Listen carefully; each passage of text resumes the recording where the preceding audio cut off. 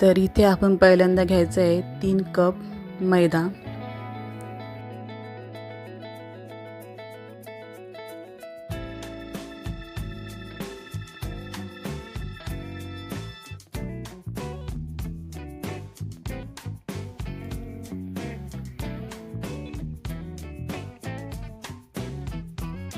आता आपल्याला 2 केळी घेऊन त्याची साल काढून मॅश करून त्याच्यात मळायचं आहे आपल्याला मैद्यातच.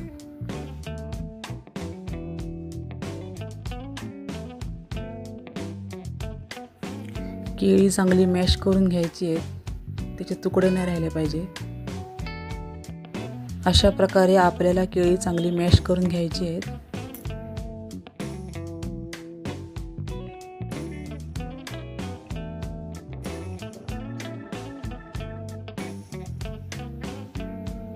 केळी चांगली मॅश करून झाल्यावर त्याच्यात आपल्याला आता अर्धी वाटी दही टाकायचं आहे.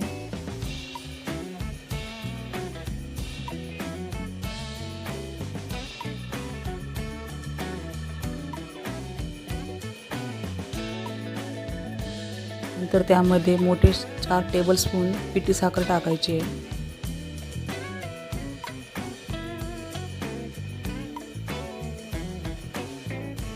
चिमूटभर हळद टाकायची आहे.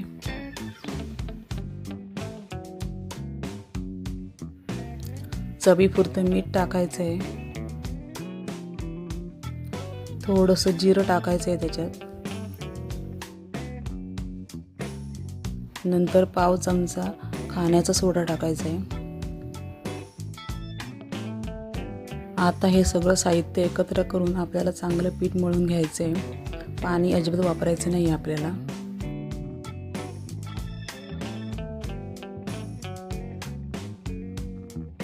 हे बघा, अशा प्रकारे आपल्याला चांगलं पीठ मळून घ्यायचं आहे. पीठ मळून झाल्यानंतर त्याच्यावर थोडासा तेलाचा हात लावायचा आहे आणि हे पीठ रात्रभर 7 ते 8 तासासाठी असंच झाकून ठेवायचं आहे. व्यवस्थित पॅक बंद करून ठेवायला पाहिजे, उघडं नाही राहिलं पाहिजे.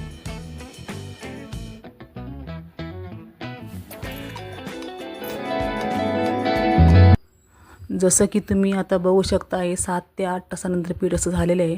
त्याचे आता छोटे छोटे मिडियम आकाराचे गोळे बनवून घ्यायचे आहेत आणि ते लाटून घ्यायचे आहेत आपल्याला.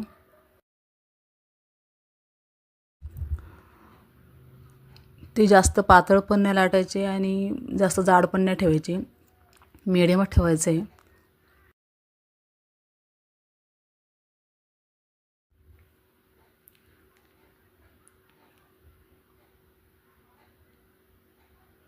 अशा प्रकारे आपल्याला लाटून घ्यायचे आहेत.